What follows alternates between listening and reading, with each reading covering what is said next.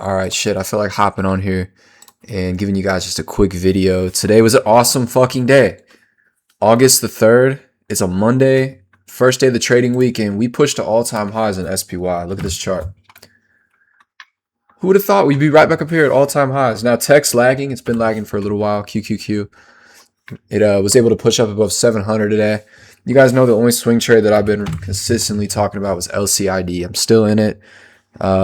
I don't know. Today we actually tested the 10-day moving average. We bounced off it with some pretty strength. I'd say some good volume, some good follow through today in this candle. This thing is trading like an OTC name right now. It's got wide range. It's volatile. It's got so much volume. And I don't know, guys. Earnings is tomorrow after market close. So keep that in mind. Lighten your position if you're heavy long in this. Definitely protect your risk. You don't know what could happen at earnings tomorrow. And we don't know what will happen tomorrow. Trading session leading up to earnings. So I don't know. I've always lived by the trading slogan that you got to be aggressive with your winners. And this is a position I'm in the green on it. So what's the point of me backing out and just selling everything? Who knows if this thing goes to 10, if it goes to 12, or if it drops down to 5 this week. The options have a 200% implied volatility, which means market makers know this thing is going to move.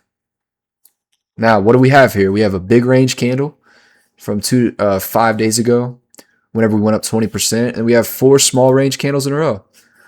This is why I say it's trading like an OTC name, because for a small range candle to be a 10% day, that's fucking insane. So LCID firmly on watch. The other one we talked about was DDOG, and CRWD got that break today. Sucks when you miss one like this. I wanted to buy it on the breakout from Friday. Didn't really get the position I wanted to. Oh well, this thing could easily go back to all-time highs. Wouldn't surprise me a bit. But you can always be patient, and we could get a better setup if this thing consolidates. Maybe pulls back to the 50-day, or maybe even pulls back to the 20 EMA, puts in a tight range. We could absolutely get back in this thing. Now, I wanted to walk you guys through my market prep, kind of how I, get ready for the next day. I'm going to go through the charts, just see if I find anything else, and just kind of show you guys what I'm looking for. I'm on FinViz. Right now I'm on the large stocks, and I'm really scanning for anything that trades over 100K in average volume. Anything less than 100K just isn't liquid enough to really execute on. So just, roll with me here. We're looking for tight range near the moving averages. You guys know, like, this is one RBRK. Let's look at it.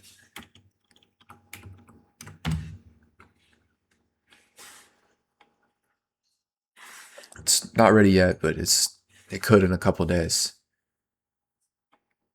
If you bought it today, you could have risked low a day today, and you're in a good trade right now on the breakout of this little, daily range right here. It's a really good daily range to trade out of.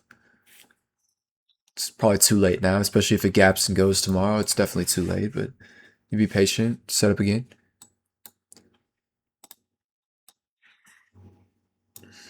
Let's see what else we see here. I think Baba is another interesting idea. I'll keep it in play. If it gaps up tomorrow, I think it could be a mean reversion short. Just have to see. If it gaps up to like 135 tomorrow, I could see myself trading it to the downside.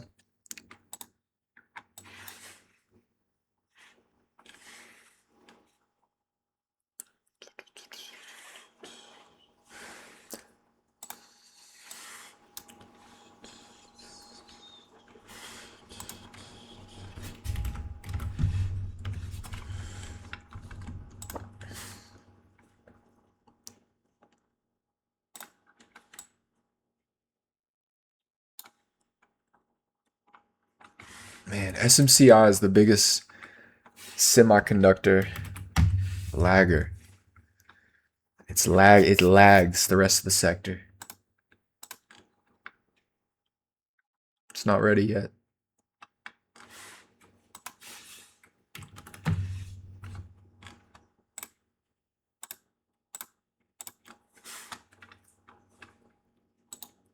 This one looks, man, if this one pulls back and then starts to curl up again, DDOG could be it could make like a snow type of move right here, that snowflake.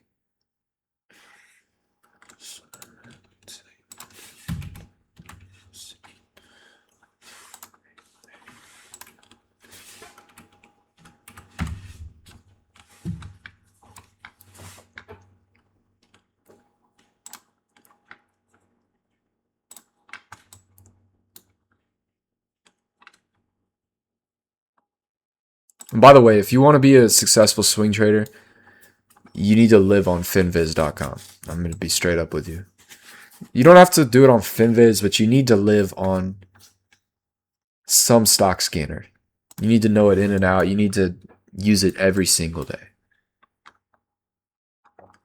I have lived on finviz for the last, 4 years. I've scanned every single week.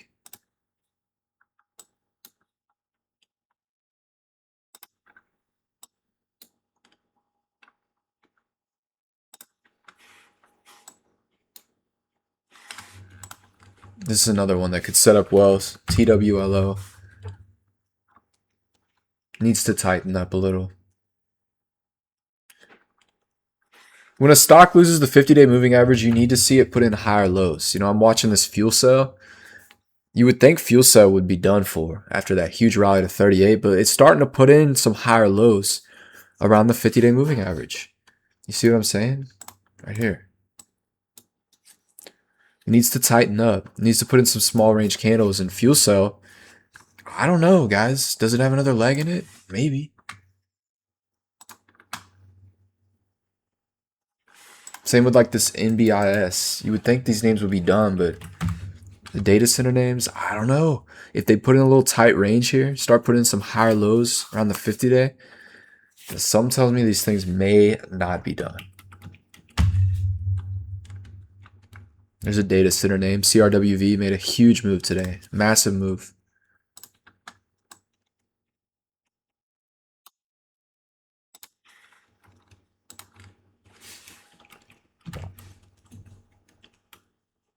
Man, it's sad, bro. A moment of silence for people that bought SpaceX off the IPO. Alright, that's enough. They don't deserve that shit anyway. That was just a dumb play. That was just a sucker play. Let's see what's.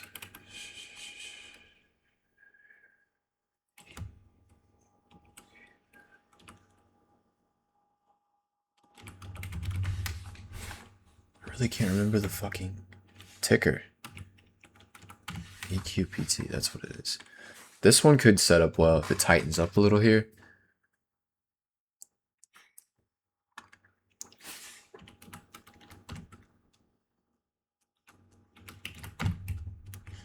That's trash.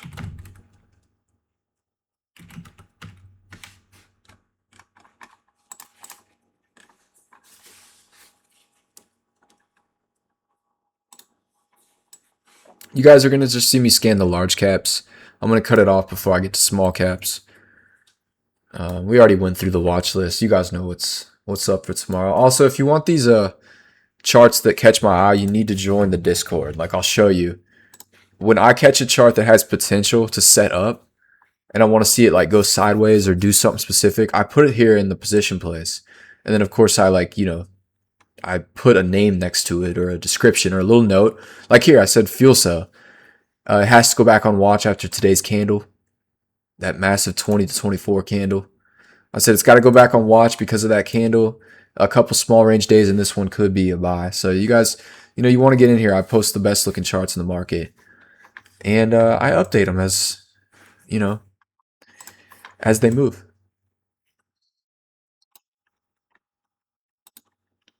You got to be on this shit, day to day, every single day. You got to be locked in. Like, here's another one I'm going to post in the Discord. You guys will see it right here. You're lucky you're on this video because you can see UMAC, if it gets some sideways days, starting to kind of curl back up. Needs some small range here within the moving averages. This one has range up to 26. So Yeah, that's how I do it. That's how I work at night. And that's how I prepare for the upcoming day. I will tell you guys straight up, like, you know, take this to heart. Like, one of the things that improved my trading drastically was going over a game plan for how I'd execute and really just replaying the scenarios in my head. If the stock does this, this is how I'll react. If the stock, drops, this is how I'll get out of the trade. If the stock goes up, this is how I want to add into my position and ride my winner. Just doing that, that kind of mental forecasting has absolutely improved my trading drastically, and you can see it in my P&L. So I'd recommend, implementing that in your own trading strategy, whether that's writing in a notebook or maybe that's, popping on here and doing a little video record, like a voice chat on your phone, sending it to yourself, replaying it the next day. Gotta have rules, guys. Gotta be disciplined to follow them. Peace. I'll talk to you guys later this week.